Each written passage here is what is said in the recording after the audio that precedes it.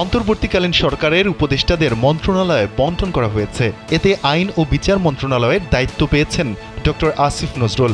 শুক্রবার দুপুরে এই ঘোষণা আসে। শেখ হাসিনা সরকারের পদত্যাগের ৩ দিন পর গঠিত হয়েছে ১৭ সদস্যের অন্তর্বর্তীকালীন সরকার। শান্তিতে নোবেল জয়ী অর্থনীতিবিদ ডক্টর মোহাম্মদ ইউনূস এই সরকারের প্রধান উপদেষ্টা।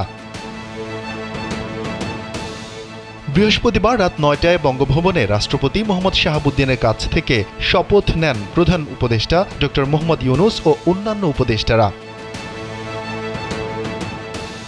সরকারের উপদেষ্টা পদে শপথ নেন ঢাকা বিশ্ববিদ্যালয়ের শিক্ষক ডক্টর আসিফ নজরুল।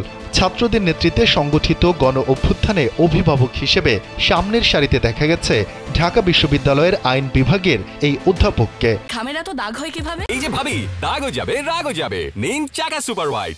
দেশের অনেক শিক্ষার্থীর আদর্শ তিনি।